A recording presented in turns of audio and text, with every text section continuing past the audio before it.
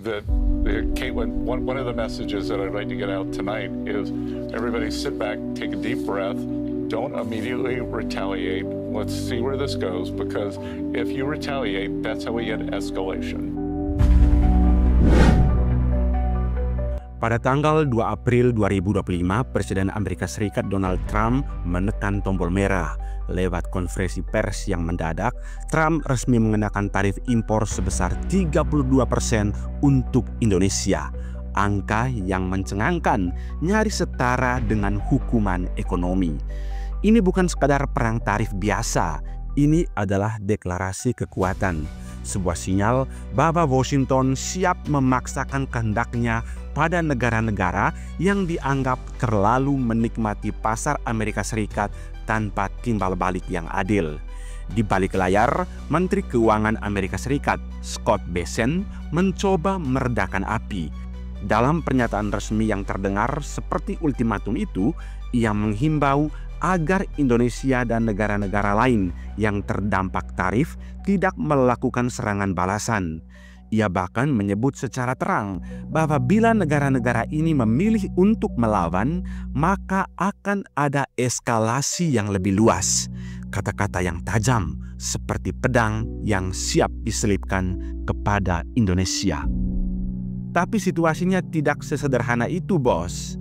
Indonesia saat ini resmi bergabung dalam BRICS, aliansi ekonomi yang beranggotakan Brasil, Rusia, India, China, dan Afrika Selatan yang semakin berani menantang dominasi dolar Amerika Serikat.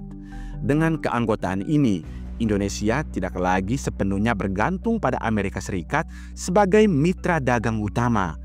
Justru, langkah Trump bisa dianggap sebagai bentuk kepanikan terbalut nasionalisme karena negara-negara berkembang mulai mencari jalan keluar dari ketergantungan pada sistem keuangan global berbasis Amerika Serikat. Dalam konteks geopolitik, BRICS kini bukan sekadar forum dagang. Ia adalah tandingan strategis bagi dominasi Barat.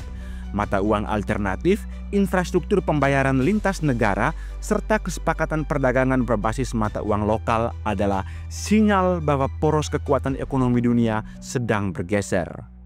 Lantas bagaimana dengan Pak Prabowo? Diam, melawan, atau bermanuver?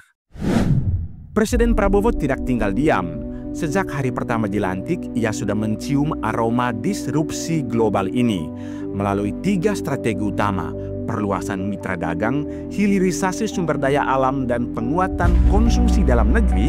Indonesia disiapkan untuk menghadapi guncangan seperti ini. Namun tantangan sesungguhnya bukan hanya sekadar aspek ekonomi, tapi diplomasi tingkat tinggi. Jika Indonesia memilih diam sesuai imbauan Menteri Keuangan Bessent, maka itu bisa dianggap sebagai kelemahan di mata negara-negara lain, khususnya pandangan internasional. Tapi jika melawan, eskalasi dengan Amerika Serikat bisa membuat arus investasi dari Barat tersendat, bahkan memicu sanksi yang lebih luas.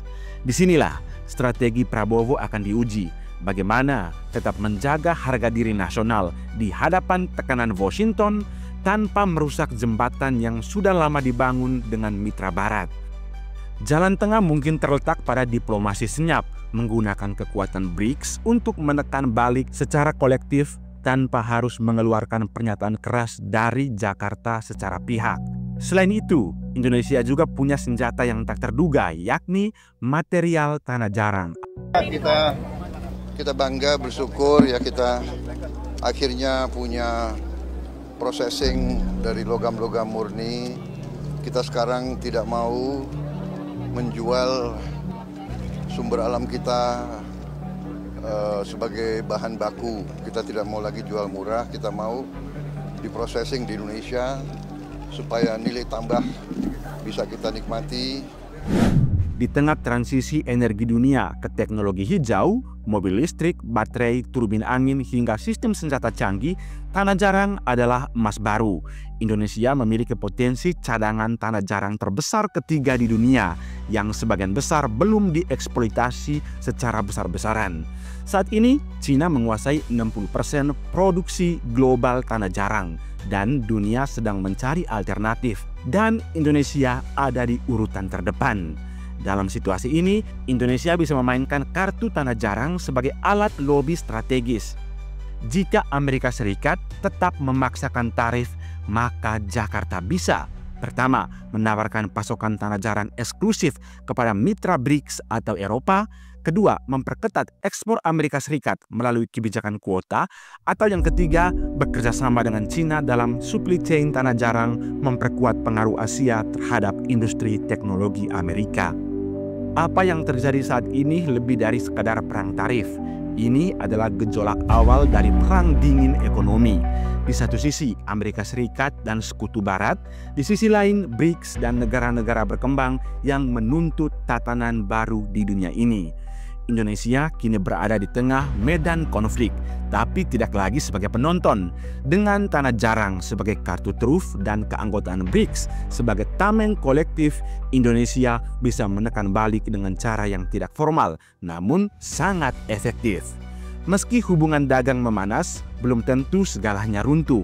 Indonesia dan Amerika Serikat tetap memiliki hubungan pertahanan, teknologi, dan pendidikan yang saling menguntungkan. Tapi peran sudah bergeser. Indonesia bukan lagi mitra kecil.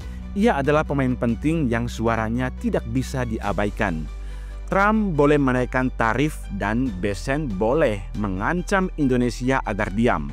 Tapi Indonesia kini memiliki kartu as, yakni tanah jarang.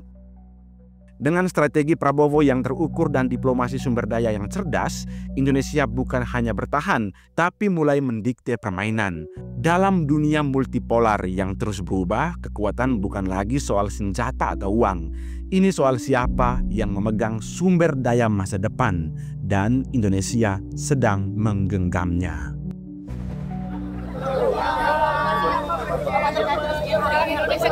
Ya, kita bangga, bersyukur ya, kita akhirnya punya processing dari logam-logam murni. Kita sekarang tidak mau menjual sumber alam kita sebagai bahan baku. Kita tidak mau lagi jual murah, kita mau diprocessing di Indonesia supaya nilai tambah bisa kita nikmati. Ini nanti tambah kekayaan negara untuk rakyat Indonesia, ya. Jadi kita bersyukur dalam hari ini juga Freeport bekerja sama dengan kita dengan baik, dan saya juga ucapkan selamat kepada semua pihak yang bekerja keras sehingga ini bisa terwujud. Ini sebetulnya impian lama kita, sudah belasan tahun ya, puluhan tahun sebetulnya. Alhamdulillah tercapai hari ini. Ya. Terima kasih semuanya.